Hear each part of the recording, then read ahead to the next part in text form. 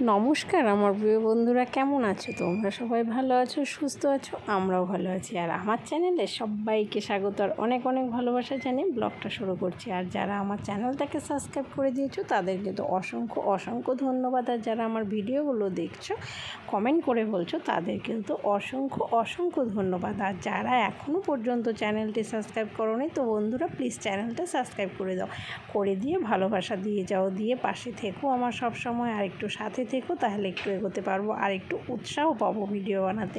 তো বন্ধুরা দেখতে পাচ্ছ শুরু করে দিয়েছি ব্লগটা। তো এই যে দেখো বিছানা উঠানো হয়ে গেছে, আর বিছানা উঠানো হয়ে যাওয়ার পরে পুপন কিন্তু খেলাধুলা চলছে।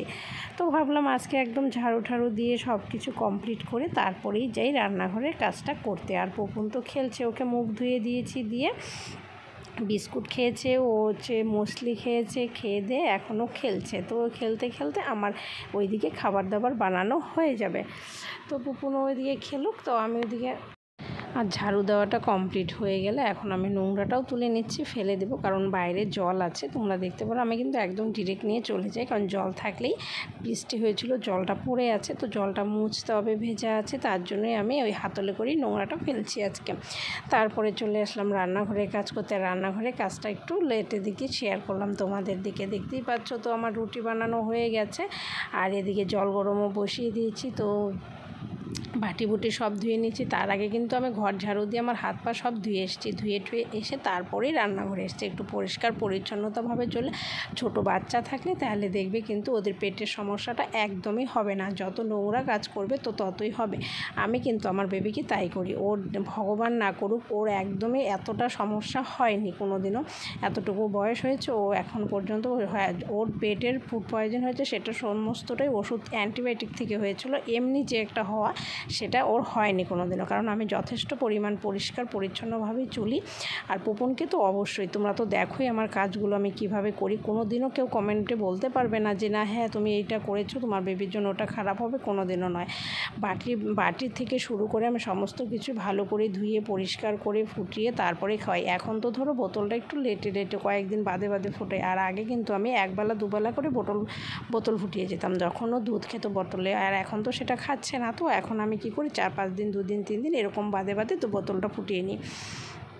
আর এখন একটু বড় হয়েছে, এখন একটু ইমিউনিটি পাওয়ারটাও বেরোচ্ছে। আর আগে কিন্তু সেটা ছিল না, যত ছোট থাকবে ইমিউনিটি পাওয়ারটাও তত কম থাকে, আর বাচ্চা অসুস্থ তত বেশি হয়। আর এই দিকে দেখো আমি কিন্তু তোমাদের সাথে বকবক করতে করতে চলে আসলাম কলতলার কাজ করতে। আর কলতলায় আজকে অনেকগুলোই বাসন আছে, তো সবগুলো মাঝামাঝি করে একদম ধুয়ে স্নান করে তারপরেই যাবো। তো কাজটা আমি করতে থাকি এদিকে। আর ওইদিকে তো পুপুন আছে, পুপুন খেলছে, ওর পাপা আছে, দুজনে মিলেমিশে। তো ওদের তো একদম দেখতেই পারো পুপুনের যে এত দুষ্টুমি করে, মানে কি বলবো, এই খেয়ে জল খেয়ে বোতল ফেলে দিচ্ছে, এটা করছে সেটা করছে, এই ড্রেসিং টেবিলের কভার ফেলে দিচ্ছে, এই বাটি ফেলে দিচ্ছে, চামচ ফেলে দিচ্ছে, মানে সব সময় হুড়োহুড়ি ছুটোছুটি দৌড়োদৌড়ি। ওর সাথে আমাদের যেমন চিৎকার চেঁচামেচি চলতেই থাকে। এই ছোটো বাচ্চা থাকলে মা বাবা একদম মানে কি বলবো, চিৎকার করতে করতে, যদি তোমার গলা না থাকে না, আপনি গলা বেরিয়ে যাবে। এতটা জোরে কথা আমি কোনোদিনও বলতাম না। এই পুপুন হওয়ার পর থেকেই মানে মায়েদের যে একটা আওয়াজ সেটা বেরিয়ে আসে, সেটা কেউ আর লুকিয়ে রাখতে পারবে না যে না আমি হ্যাঁ আস্তে কথা বলি, আস্তে চলাফেরা করি, সেটা কোনোদিনও সম্ভব নয় যদি দুষ্টু বাচ্চা হয়। আর যদি শান্ত হয়, আর মেয়েরা একটু শান্ত হয়, এটা কিন্তু সবাই জানে। ছেলেরা একটু বেশি দুষ্টু হয়, কিছু কিছু মেয়েও আছে তারাও একটু দুষ্টু হয়, আবার কিছু কিছু ছেলে আছে তারাও একটু শান্ত হয়। তবে যাই হোক, আমার ছেলেটা একটু বেশি দুষ্টু মনে হচ্ছে। হ্যাঁ, সবার ছেলে সবার বাচ্চাই সবার কাছেই দুষ্টু মনে হয়, যার কাছে যেটা থাকে তার কাছে সেটাই বেশি দুষ্টু মনে হয়। কিন্তু ওই আর কি, তবু তো রাখতে তো হবে, বলো, ছোট এখন বোঝে না তাই করছে, যখন বড় হবে বুঝবে তখন তো আর এতটা করতেও পারবে না। তো বন্ধুরা দেখতে পাচ্ছ আমি বকবক করতে করতে কিন্তু আমার বাসন মাজা অনেকটা হয়ে গেছে। আর দেখতে পাচ্ছ কতগুলো বাসন আছে, তো এগুলো সবগুলো ধুয়ে নিব, পাইপটাকে নামিয়ে নিব, নিয়ে তারপরে সব ধুয়ে মেজে একদম স্নান করে উঠবো। আর পুপুন তো ওইদিকে আছেই, বলেছি তোমাদের আমার সব মাজা হয়ে গেছে। তো মাজা হয়ে যাওয়ার পরে তারপরে আর তোমাদের সাথে ওটা আমি আর শেয়ার করতে পারিনি, কারণ আমি চলে গেছিলাম, এখানে শেয়ার করা যাবে না। পাইপটা নিয়ে আসছিলাম, পাইপটা নিয়ে এসে শেয়ার করতেও যাচ্ছিলাম। তো কিছুটা হলো আর কি, কিছুটা হয়ে যাওয়ার পরে ভাবছি পুরোটাই করব, কিন্তু পুরোটা আর হলো না। আর এই যে দেখবে আমি এখানে আসছি না, পাইপ নিয়ে এসছি, এই যে মহারাজা চলে আসছেন, মানে কি বলবো। আর আমি একদিকে করবো একটা কাজ, তারপর চলে আসবে, ভিজায় পড়ে গেছে। আর ওর বাপ বেটাতে টানা হাসা চলতে যাই হোক গেল। তো পুরোটা আমি শেয়ার করতে পারিনি এখান থেকে, কারণ কলতলায় কেউ চলে আসলে আমি তোমাদের বলেইছি যে তখন আর আমি পারি না, শেয়ার করতে যাই না, শুধু বরমশাই ছাড়া আর কারোর সাথেই পারি না। তো তারপরে আমি মোবাইলটা এখান থেকে নিয়ে চলে যাই। আর আমার বাসনগুলো ধোয়া হয়ে গেলেই নিয়ে যে জামা কাপড়গুলো যে ছিল সেগুলো শেয়ার করা হয়নি তোমাদেরকে।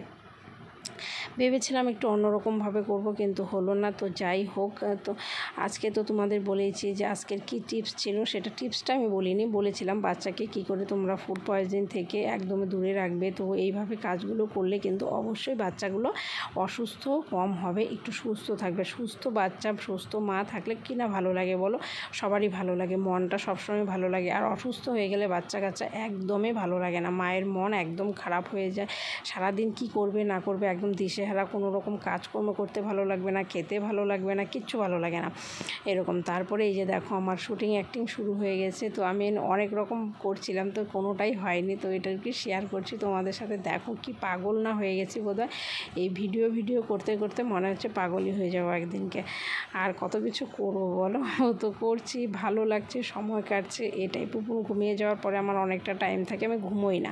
কেন বলো তো, ঘুমোতে গেলেই পুপুন উঠে যায়, তো ওই জন্য আমি আর ঘুমোই না। আমি ঘুমটাকে বলেছি যা ঘুম, আর আমি তো ঘুমাবো না দিনের বেলা, যখনই চোখটা লাগবে তখন উঠবে। তখন কি ভালো লাগে বলো, একদমই ভালো লাগে না জেগে থাকতে। তখন যে কি খারাপটাই না লাগে, মানে কি বলবো। আর যখন ধরে তখনই ওর জেগে যায়। আর এই যে দেখো গাছ থেকে অনেকগুলো পেয়ারা পারলাম, আর পেয়ারাগুলো নিয়ে পুপুন খেলা শুরু করলো। তো আমি খেয়েওছি কয়েকটা। তো খাওয়ার পরে কী হলো, কাসন দিনে, তো ওই জন্য আর মাখা খেতে পারলাম না। তো ভালোও লাগছিলো, মাখা না খেলে আর অতটাও টেস্টি লাগে না। আর এই যে বসে আছে, আর পুপুন তো দেখতেই পাচ্ছিলে কী করছিল, ও পেয়ারা নিয়ে ফেলে দিচ্ছে, খাচ্ছে, মানে যা খুশি তাই করছে আর কি বলতে পারো। তারপরে গেলাম একটু দোকানে, রাস্তার পাশের দোকানে। তো ওখান থেকে চকলেট আনলো, দেখো চকলেটে প্লাস্টিক পর্যন্ত খেয়ে ফেলছে, মানে কি যে অবস্থা, মানে কি বলবো আর বলো। যে এই হচ্ছে পরিস্থিতি, সারা দিনকার আমার এইভাবেই চলে আর কি। দিনটা কিভাবে চলে পুরোটাই শেয়ার করলাম। তো বন্ধুরা ভালো লাগলে অবশ্যই লাইক কমেন্ট সাবস্ক্রাইব করে দিও। আজকে আসি।